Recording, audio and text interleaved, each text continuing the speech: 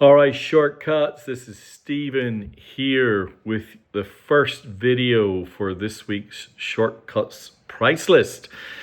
Thank you all if you came to the record fair in Manly yesterday. It was pretty amazing. I had a fantastic day. There was great. I saw quite a few of you there. Absolutely superb.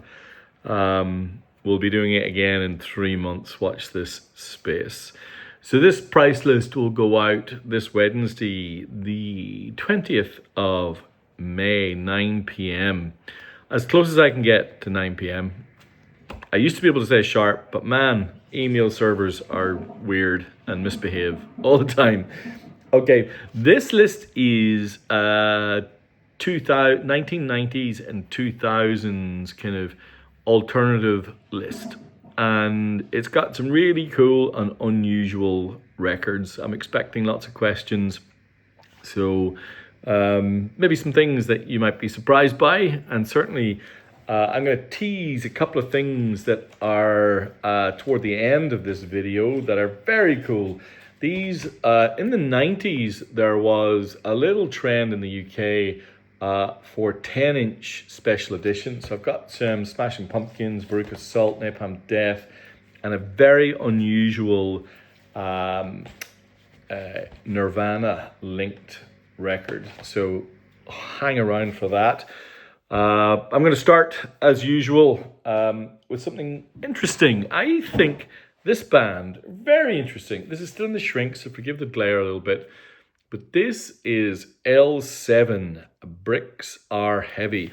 It's still in the shrink, otherwise I think it would look pretty amazing. You can see the parental advisory stuff all over a lot of these records because of the Gore family's crusade in the US, and many of these are US presses, as you're about to hear. Many of them first presses, some of them limited editions. Most of these are on a shortcuts list for the very first time. So L7, I remember L7 coming out of LA in the early 90s, kind of getting on the coattails of the grunge pace, and I guess mining a hole in the boys club that was grunge, and they blended more kind of punk velocity with that grungy sound, and were kind of fearless and quite funny. They had a very confrontational stage presence. For those of you who saw them at the time, I saw them support, gosh, I can't even remember now. And they were pretty wild, and they became really quite successful for a while. Maybe a bit too loud for the polite society, but they did well. And this album, Bricks Are Heavy, had a couple of quite big hits. You remember Pretend We're Dead? Written by, I think it was, what was her name? Something Sparks. Was she the lead singer? I can't remember now. But this was arguably, I think, their peak.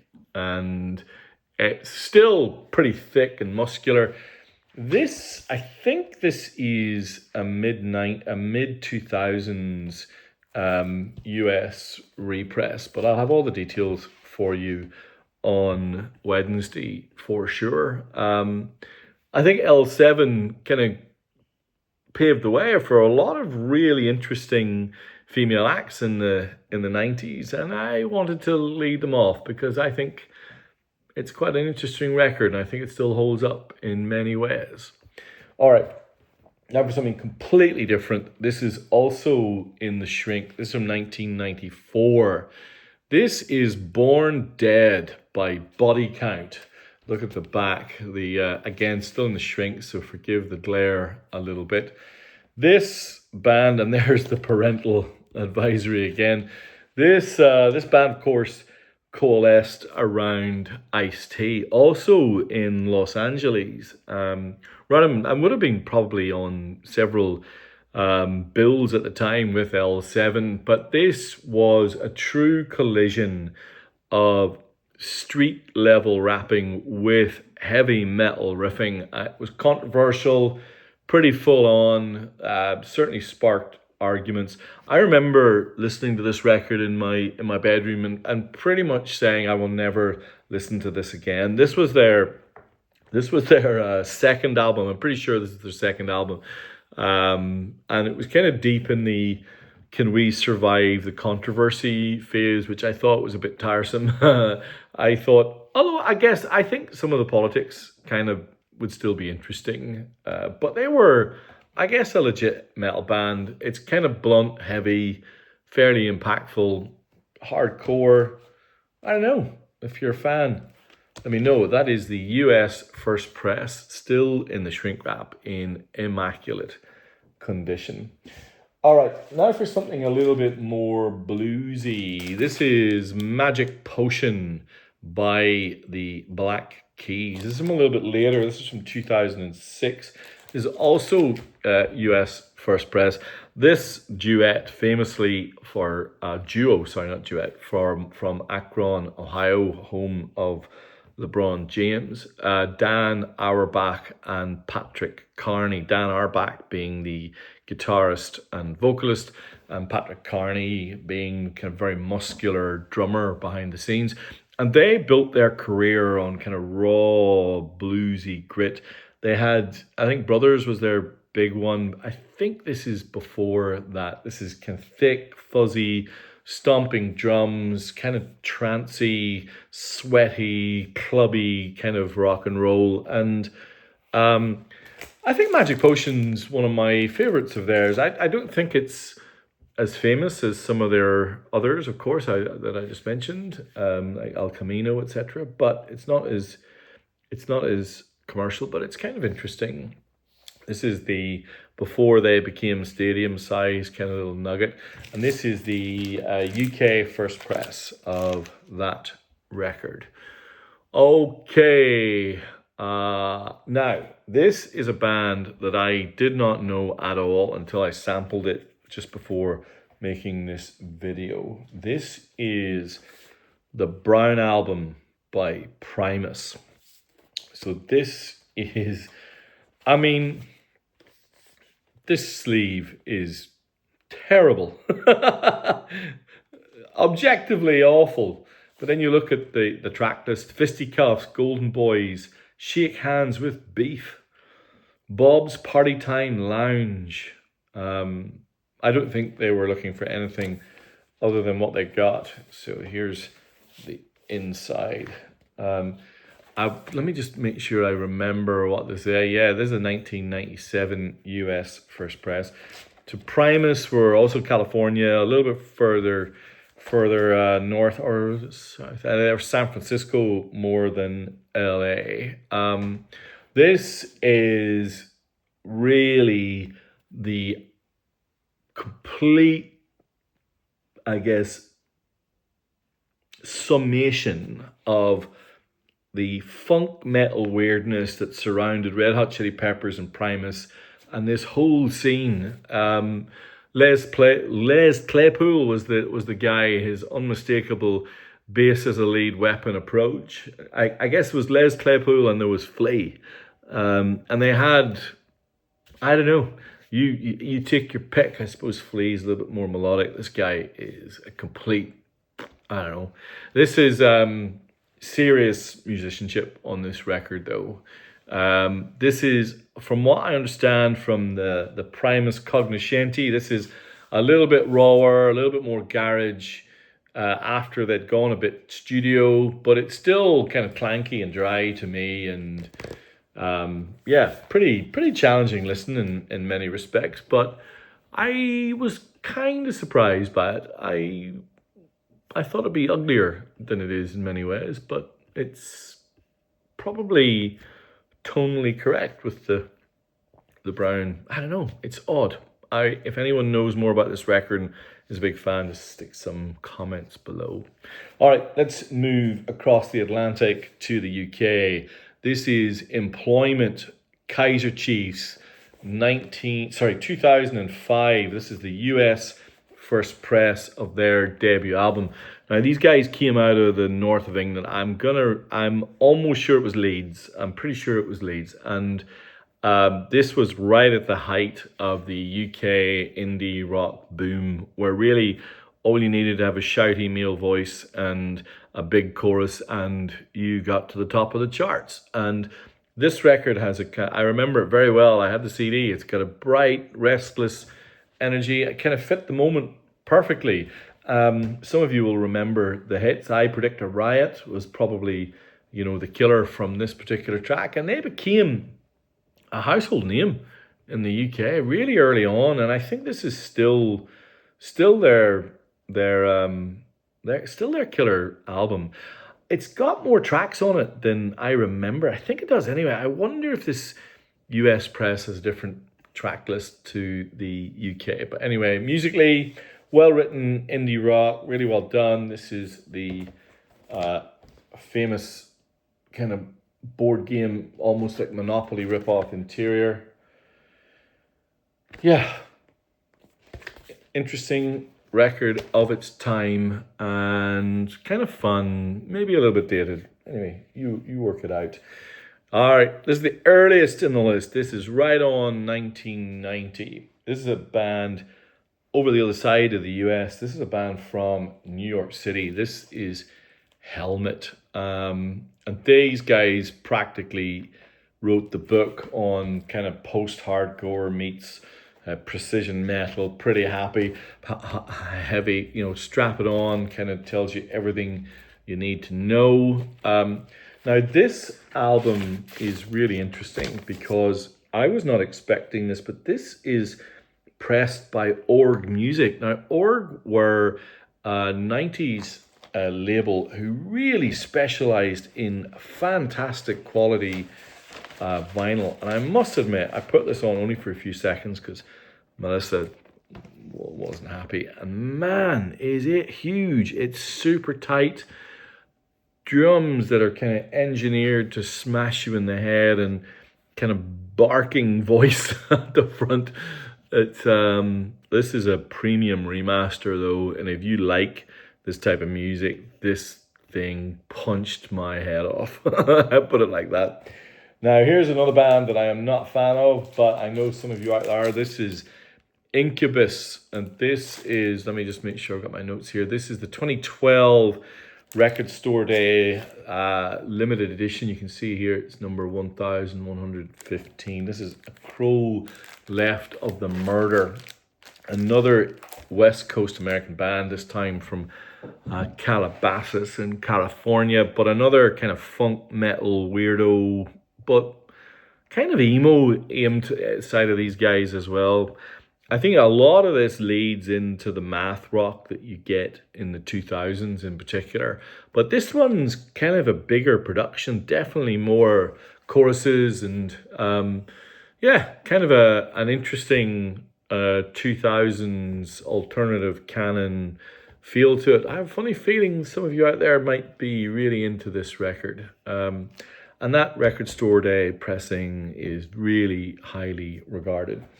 All right, moving back to New York. This is the US first press of Room on Fire by The Strokes. Now, I know you all know The Strokes.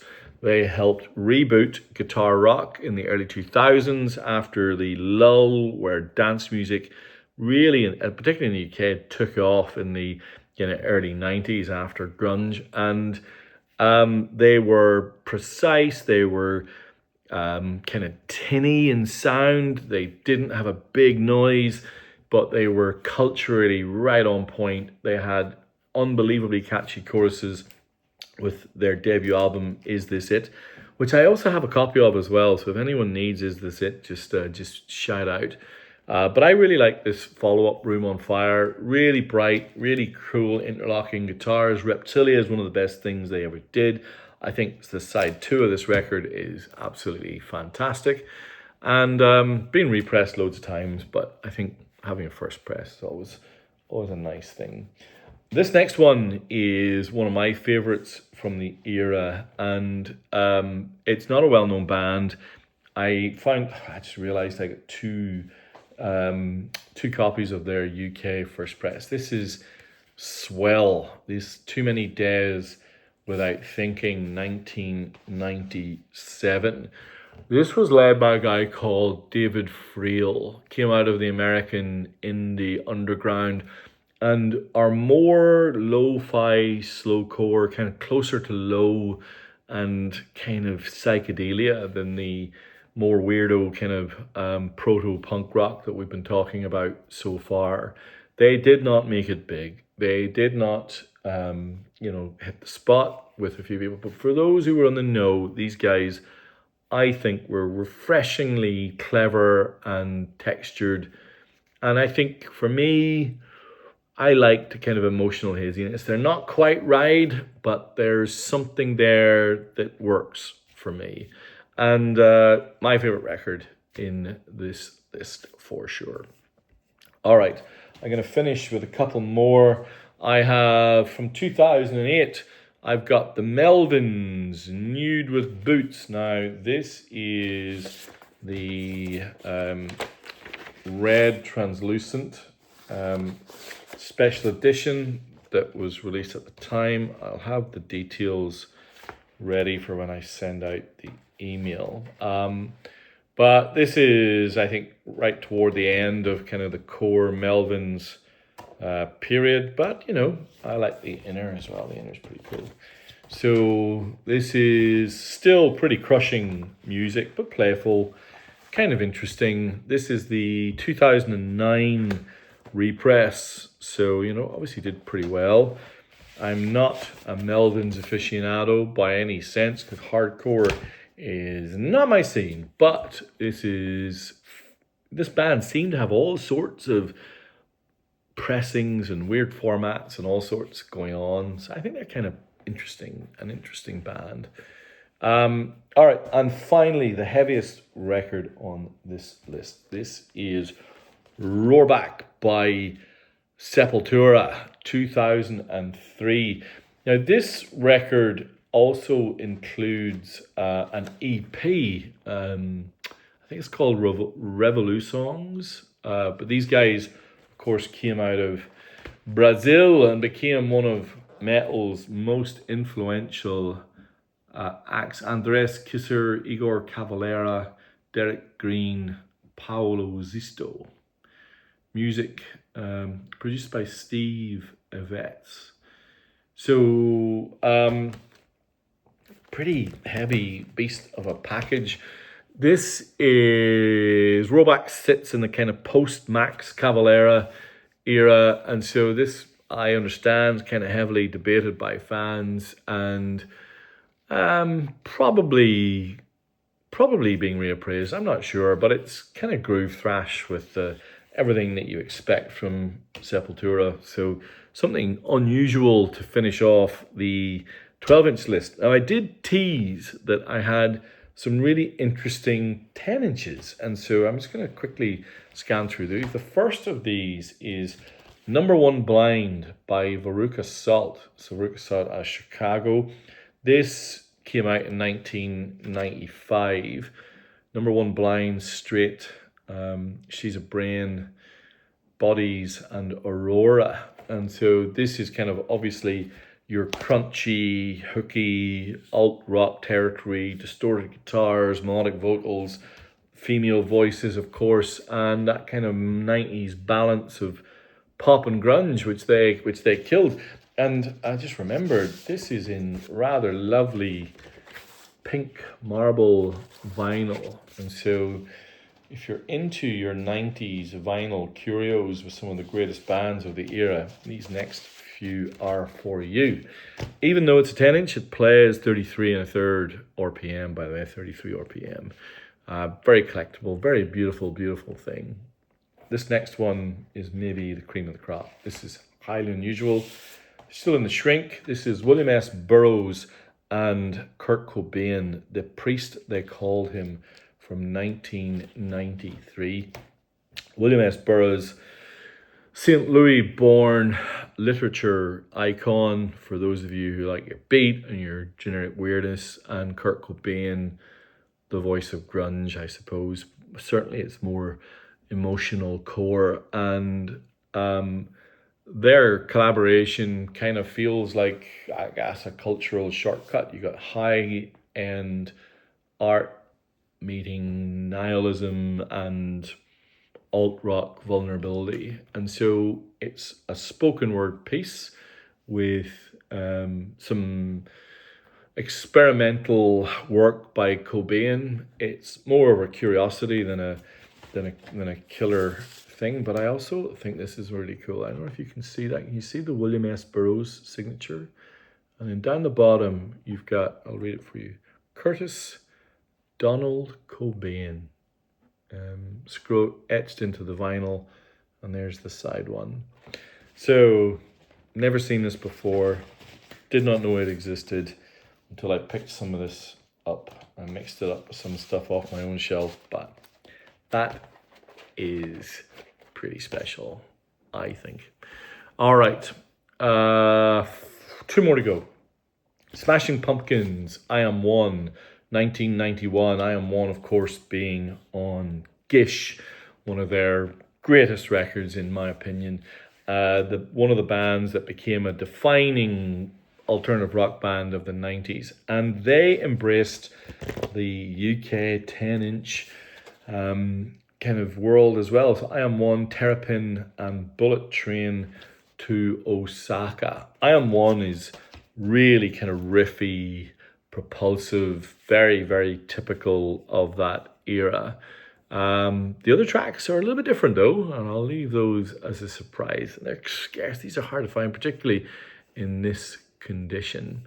And then finally, this almost constitutes a full record by this band. This is Greed Killing by Napalm Death. And of course, it's a 10-inch, so there's 1, 2, 3, 4, 5, 6, 7 tracks. 7 tracks on the 10-inch. These are the guys out of Birmingham, England, who completely defined and invented grindcore. So there's the 10-inch.